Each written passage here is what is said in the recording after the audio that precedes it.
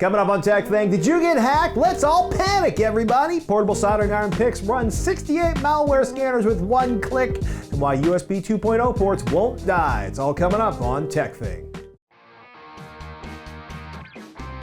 If you get something useful out of this episode of TekThing, please consider contributing to the show at patreon.com/TekThing. We're brought to you by viewers just like you. Thank you so much. I'm Shannon Morse. And I'm Patrick Norton. And this is TekThing, where we have something useful in every single show. And today we are going to talk about how frustrating life in the modern technological age can be. So true. I'm exaggerating slightly. Okay. Did you get hacked? Oddly enough, there was suspicious activity on my Microsoft account on Saturday night. Me too. Yeah. Well, on your Skype account. Skype, yeah. Okay. All right, we'll get to that in a second, but what was your thing? Well, okay, I was thinking about, we haven't talked for a while what to do when you get hacked, right? Yeah. We always talk about getting hacked, but we don't really explain what to do when you do. Preventing being hacked. But it's been really, so let us talk about being hacked, which I started thinking about on Saturday night because I got a text message that said someone else might have accessed Microsoft account, secret email I'm not going to mention on the show here, recover at, and then a second message with a link. Does this sound like spear phishing to you? It kind of sounds like it. Yeah, except that who's going to have that particular phone number and that particular email address? Yeah. And I'm like, okay, so I log into the email account associated with that, and I'm like, whoa, it looks like it was actually legit. Okay. And that the message actually came from Microsoft.com, which is important, right? Because usually if you get an email that says, you've been hacked, type in your name and password here, along with your credit card number and your mother's maiden name and the flash, you know what I mean? Like. So instead, just go to the website, like type it into your browser and then go to the website and then change your password there instead of clicking on the thing from email. Assume that any email asking for your personal information is trying to kill you and everything you love and then salt the earth underneath the drying blood. I don't know if it's that serious, but just, take precaution. Take precaution. So I changed my Microsoft password. I took the precautions. Good. And then on Monday, mobile access was shut down on my bank account. Uh-oh. Yeah, I went into full panic mode, started changing passwords. I jumped to step 2. Oh. Which is to start changing passwords, right? That's generally the second thing to do, changing passwords if you think you've been hacked. And it's funny because it used to be I got hacked, somebody hacked my computer, or I have a rootkit on my computer, or there's malware on my computer, or is it okay, is my third-party password manager get hacked, or did my phone get hacked, or did the second computer at work get hacked, or wait a minute, did somebody hack into my Netflix account? There's so many ways now to get hacked. So, number 1, the first rule of I think I've been hacked is don't panic. Just like on the cover of the Hitchhiker's Guide. Seriously, take a deep breath and then take a look at what's going on. Did somebody really access your computer or your phone or your Facebook account secretly? Or was it your kid's sister torturing you because you went to the bathroom without your phone for once? Happened to a friend of mine. That's funny. It was really funny to him much, much later. So what about the bank thing? So, yeah, not a hack. Oh, okay. Yeah. Well, that's good. I forgot I'd updated the password, and what I did remember, so that was mistake 1, and I entered in the old password. Then I'm like, oh, I'll enter in the new password, and I forgot a digit. Oh no. Oh no, because I was on my phone, and I didn't have LastPass on my phone, and so I entered in the wrong password in 3 more times, and then I was like, okay, I can't do this. Yeah, and basically they shut down my mobile account. I should have investigated first, i.e. stopped. I could have plugged my phone into my computer with my password manager and logged into my bank that way. Yeah. But instead I was like, and forgot about it. And then when I went to log into the bank account later, it was like, your account has been suspended. Oh no. And I was just like, ah! What a pain. Oh yeah. So the thing is though, is stop. Figure out what's happened and then move forward. Because, and that is, if you actually have been hacked, it's kind of what do you do first? Do you change all your passwords first? Do you call your credit card companies first, right? Hopefully you don't are storing random credit card numbers on your computer. But as far as we know also that, Google's pay system and Apple's pay system, they seem to be pretty secure so far.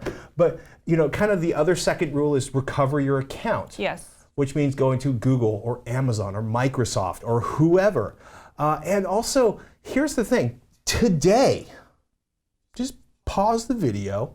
Do you have actually, I guess pause, oh wait, are you back now? Because I didn't tell you what to do before I had to pause the video. Do you have a recovery email address or a phone number for your Gmail account, right? Yeah. Or whatever your primary email is. Do you have this information? Have you taken the time to set this up? Do you have two-factor authentication? Well, we'll talk about that in a second. But you are running a password manager like 1Password or KeePass or LastPass, right? Because one of the biggest problems you run into is if you used 1Password on multiple accounts. One of the first things that a hacker does when they get a hold of a fresh set of email addresses and a fresh set of passwords, for example, I'll bring up Ashley Madison since they were so particularly horrible about protecting people's information. They'll script them across multiple sites and see if those usernames and password combinations will work on any other logins. And that's generally how people will be able to hack into somebody's Facebook or be able to hack into somebody's Skype, for example. For example, case in point. Yeah. So my Skype account was breached over the weekend. I rarely use Skype anymore because I usually just use Google Hangouts for like everything. But I still have to have it installed in case I need to like guest host on a podcast. Sure. And some podcasters still use Skype. So I still had a lame password on my Skype account. And it's also a username that I was using on the Skype account. It was the same one that I also had signed up for MySpace with 10 years ago.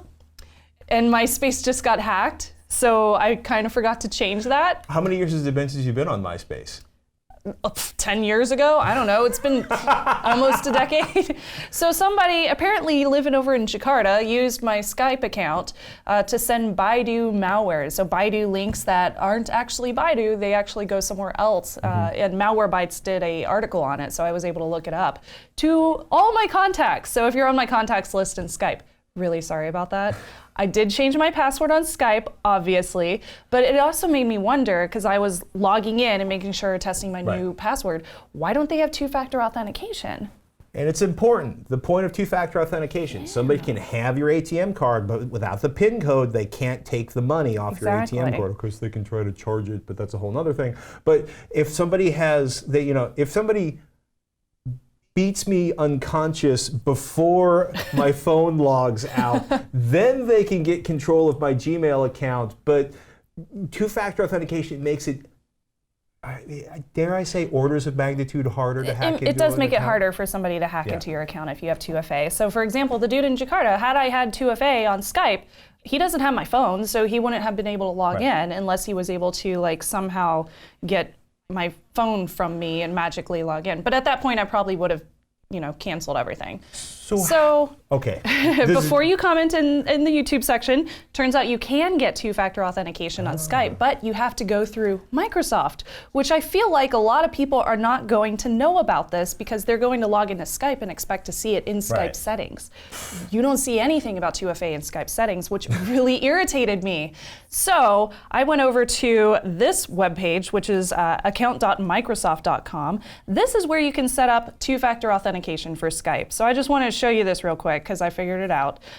So you go over to more security settings and you can scroll down to two-step verification right here and turn on two-step verification, and you can also use an identity verification app. So this is where you would set up like Authy, Google Authenticator, whatever the app of your choice is, and you can choose other throughout these settings. Instead of choosing iOS or Android, click on other. And that way you don't have to download Microsoft's app because they have their own authentication app, which I was just like, no, I'm good. I'm going to use my own. Thank you, Microsoft. Thank you so much.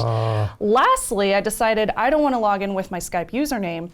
I want to use something else. So I changed my sign-in preferences. And those are at the very top of the page, and I'll show you that again, or right about in the middle. If you click on sign-in preferences, you have a couple of options. You have your username and your email address. So I unchecked my username and click save. So now, anytime I go to Skype, the only way I can sign in is with my primary email address, a new very randomly generic created LastPass password that has like symbols and stuff in it, and two-factor authentication. So all of these settings that I changed in Microsoft also double in Skype. So Skype only signs in with those new settings that I changed on Microsoft. Long story short, the problem was solved. Yes, anybody can have this happen to you, especially if you forget that you have an account like I did with Skype and MySpace. It happens, but I didn't panic like you did. I didn't panic. I thought about it and I was like, okay, and then I researched the Baidu thing. That's how I found out it was malware, and I made sure to take all the precautions that I could as possible on my Skype account so that it wouldn't happen again. I'm not super worried about people hacking my Skype account because I barely use it. It's very easy for me to create a new one. What I am worried about is my contacts clicking on that Baidu link. So that's the thing that bothers me.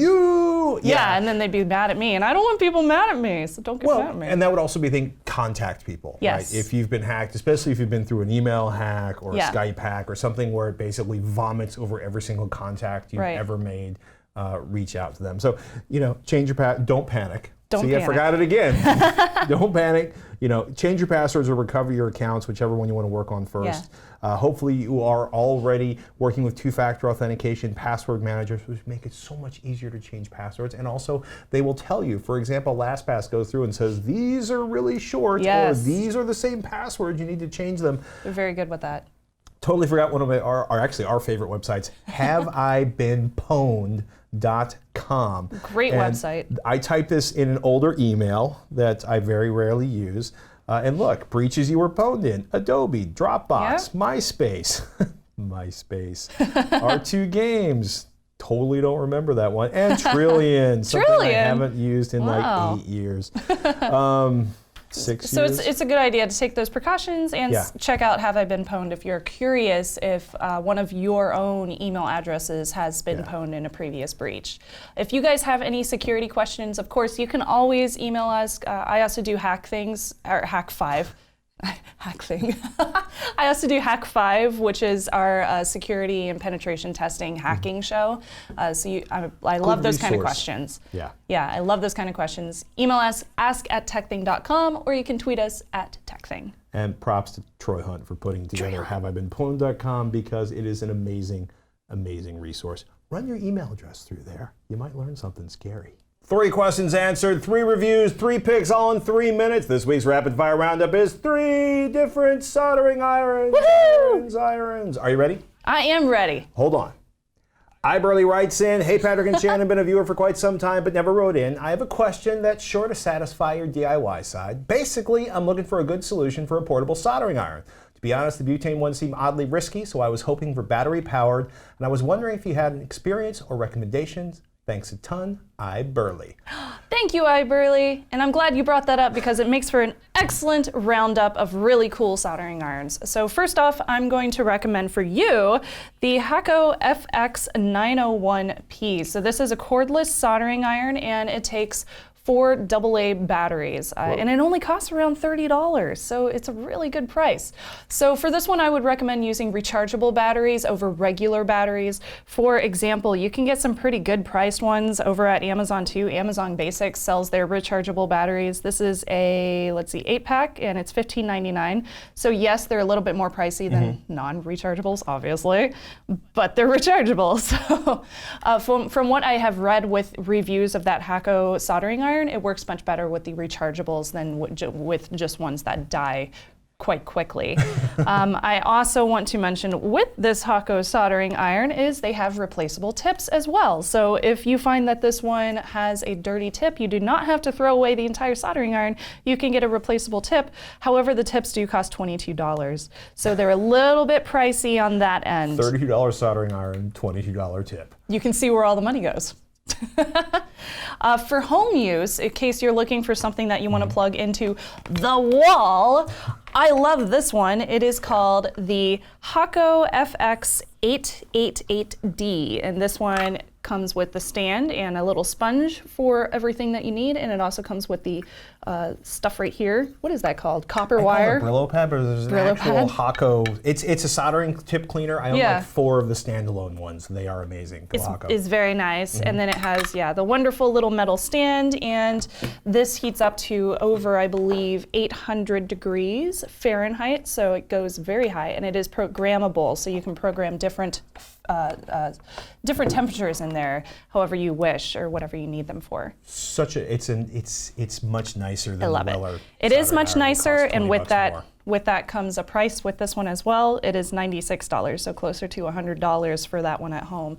But of course, that is for a plug-in with adjustable temperature ratings and programmable. I like that better than my Weller soldering iron that costs like $125. It is a fantastic soldering station. I love it. I love it. I despise battery-powered soldering irons. I do. My understanding is the Hakko, the one that you picked, is the best of them out there, and it uses more batteries than almost anyone out there. It does. Of them out there. Like every time I've used one, I've been frustrated by it. I haven't used the Hakko, but it uses twice as many batteries as anyone I've ever seen. This is a good thing. Do not fear the butane soldering irons. Yes, they are very Rube Goldberg, because you're like, I'm going to take butane and stuff it into a soldering iron, then I'm going to, you literally, right, because you fuel it. You like open up the valve, it starts to hiss, you light it on fire either with its own igniter or with a lighter, and then you like blow it out and it glows, which is so 1970s or 1960s, I can't stand it. It's pretty awesome. It's pretty awesome. They run for a long period of time with a can of butane. I'm still running on a can of butane from like 3 years ago. Wow. I've used them in Baja and race vehicles. I've used them in areas where I can't get a extension cord inside of cars. I've used them in highly flammable, not highly flammable. I mean, I've used them when there is a, I do not fear lighting myself or the surroundings on fire with them. I also go with Weller's Portasols are really good, and they have one that comes in a full kit. These are $30 to $50. That's nice. Yeah, this one's actually cool because it's got multiple attachments and a little soldering tip station. I put that in the bag that goes to Baja. A lot of people really like the Power Pro PPSK butane soldering kit, which is $40 and comes with lots and lots of, for example, you've got a cutting attachment, a couple of soldering tips, and a wrench, because apparently that's how you get the stuff on and off the Power Pro. I was going to say, like, it's I hate carrying around like 15 AA batteries. Yeah. And a solder, like that just, fire. Fire's good. Let us know what your picks are for portable soldering irons. I would love to know if anybody out there is using the ones that we recommend or different ones as well. Email us, ask@TekThing.com, or tweet us @Snubs and @PatrickNorton. We'll be there. Got a question? Curious to see us review something on the show? Got a tip or an idea you want to share with the whole TekThing crew? Do us a favor. Email ask@TekThing.com. And hey, if you want to be part of the crew that makes the show possible, that makes it possible for Shannon and I to make the show for you every week, please contribute to the show at patreon.com/TekThing. Just $1 will make a difference, and you'll get access to our patron-only build videos and more. And we want to thank you for your patronage. You make the show possible. If you can't donate, we understand. Keep sending in those emails. And hey, if you could spare a moment or two to give our video the thumbs up on YouTube, like our Facebook page, so much news there, or review TekThing on iTunes or your favorite podcatcher, we'd appreciate it. It all helps make the show possible. We got a message from Les who writes, is HerdProtect with 68 malware engines legit? And that's over at HerdProtect.com from Les. Oh my goodness. I gotta say, right, I read HerdProtect anti-malware is a cloud-based portable scanner that doesn't require installation and should not interfere with your existing antivirus, and then it uses 68 industry anti-malware scanners, and I thought, right, Well, Shannon and I were talking with some friends of ours recently, about nobody knows that you're a team of 7 angry thieves in some part of the world trying to scam all of the people out of all of the money. Because if you have a website, it can look amazing. Oh, right? yes. What better way to spread malware than to pretend to scan somebody's machine? Seriously, there are some crap tools being sold by tech support scammers. This is not one of them. Oh. No. HerdProtect by Reason Software Company, which was started by Andrew Newman, who was the founder of Giant Company, which was sold to Microsoft like 12 years ago. And if you don't believe me, trust me, the guy's legit. Go to LinkedIn, founder, CEO at Reason Software Company. Nice. Basically, Giant Company became the foundation of what we now think of as Windows Defender. So, and I went into I don't know how this works. I know this guy has been around the block and done things, but the engines that power HerdProtect, Agnetum, OnLam, Aladdin Safe, Avast Antivirus, AVG, Baidu Bitdefender Roost, I think, there's McAfee Malwarebytes. I don't know what's going on here. Wow. Microsoft Security sends us Windows. Basically, this is like everything. Trend Micro, Trustport, Viper? Twister, Vex, Vibrobot, stuff I've never heard of. Okay. And I would say half of these I would have to research to find out if they were legit tools. And some of them I haven't seen in years, like Lavasoft, Adaware. There's one called the Hacker. The Hacker, but so we get the point. Yeah, the tool's really simple. There's 2 versions, right? There's a portable version. There's a version you install. Okay. And it's very fast. If you take a look at my laptop right now, the HerdProtect anti-malware scanner will run a complete scan of your PC to find any undetected malware, spyware, and adware. And basically, I hit run and I hit OK because it's the first time I've run on this machine, and it just starts jamming, running basically everything, looking at everything that's running on your machine and then scanning around what's going on. So HerdProtect calls itself a second line of defense. Essentially, you run it occasionally. It's not a substitute for McAfee or Norton or Avast or Webroot or Bitdefender or whatever your favorite anti-malware, antivirus tools are. And I also want to note that they say right on the website, this is a beta version. If you encounter any bugs or have a suggestion, please contact us. But when I ran it on my primary machine, it found five suspect things. Ooh. Yeah, well, they were all XBI files, which are essentially installation archives for Mozilla, and I'm pretty sure they were all for things like I had installed on Mozilla. Okay, so I was delighted, right? Because it didn't really find anything nasty. I also wasn't really surprised because I alternate between running Bitdefender all the time, constantly, and Malwarebytes and Windows Defender. I kind of rotate through those every once in a while. Like, hey, it's the third Tuesday of the month. Let's scan it with something I don't normally use. Because as the nice HerdProtect website says, no single anti-malware program is perfect 100% of the time. So true. Yeah. So what's interesting for me is HerdProtect, in theory, makes it really easy to run a whole mess of different anti-malware applications. So I say give it a shot, Les. Meanwhile, wow, it just got to my Rune audio playing app. 7,700, 31 of like 9,350. It takes a little while to run. Yeah. In theory, it's all in the cloud, but it keeps going. So Les, I say give it a shot. If you have if you're going to, if you have a portable version, throw it on a USB stick, take it to a friend's house, run it. The worst case is I'm completely wrong, and a multi-zillionaire with a long history of protecting us from scams is actually creating a giant scam, but I think he's mostly just trying to figure out more ways to fight the nasties. I think it's fascinating. I mean, that's a whole lot of anti-malware scanning in one relatively tiny application. Well, let us know what you think. You can email us, ask@tekthing.com. Charles writes in, hello, Patrick and Shannon. If USB 3.0 is backwards compatible with 2.0, why do motherboards and PC cases still include USB 2.0 ports? I got that older cases use 2.0 ports, so it makes sense to have pins on the board to connect the case ports, but not sure why they are needed on the back of the motherboard. Thanks for your awesomeness, Charles from Santa Isabel, Puerto Rico. Hi, Charles. Hi. So I think that it's because many of the components that plug into your motherboard probably don't need the USB 3.0 speeds. Yeah. So 2.0 is it's cheaper and it's still reliable for those components. So I'm sure manufacturers are probably thinking like, oh, I probably don't need to include this or include all of them as 3.0 because there's still a lot of things that just don't need it. It's kind of silly to waste 5 gigabits per second of bandwidth on a keyboard or mouse, which is literally what you're doing when you plug a USB 2.0 mouse into a USB 3.0 port. That's a good point. Yeah, USB 2.0, it's 280 megabits per second. USB 3 is 5 gigabits per second. Wow. That's the spec. So it turns out motherboards and laptop manufacturers have a finite number of high-speed I/O or HSIO lanes on a given Intel 100 series chipset. Oh. 14 on an H110 chipset, 22 on an H170, I think 26 on a Z170. Every additional USB 3.0 port uses one of those HSIO lanes at the expense of something else, like using it for additional PCIe lanes or storage or additional SATA ports. It gets pretty messy pretty quickly, but essentially USB 2.0 ports take up no bandwidth and USB 3.0 take up a lot of bandwidth you might want to use for other stuff. So you kind of get what you get, right? Yeah. You can get, I mean, it's crazy. You look at this chart, it's like 14 USB ports, 10 USB 3.0 ports max, down to 10 USB 2.0 ports, or 4 USB 3.0 packs. There's just not bandwidth. There's not enough bandwidth on the chip. There's not enough things. I also feel like it's probably cheaper for manufacturers to include 2.0 as opposed to all 3.0. So that's probably a thing. It's scarcity.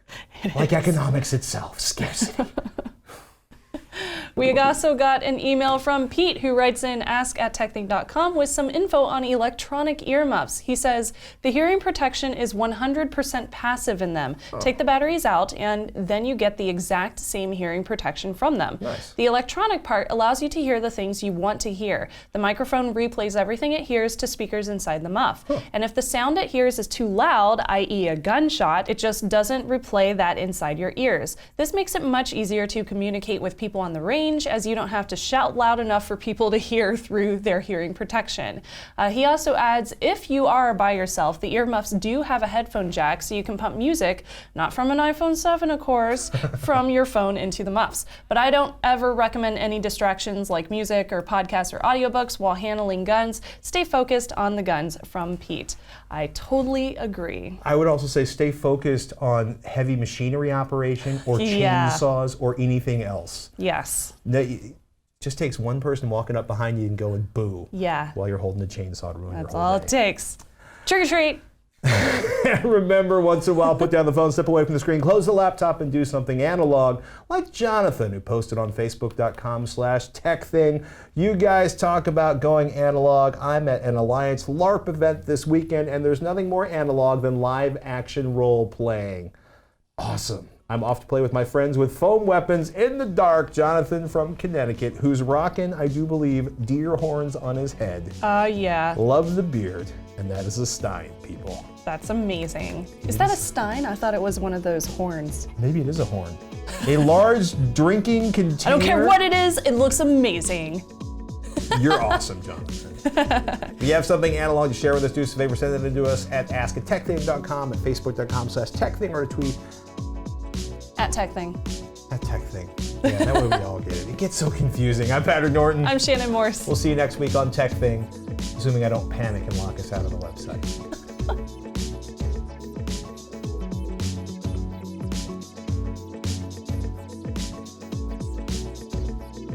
So, you know, I used to go LARPing. You're a LARPer?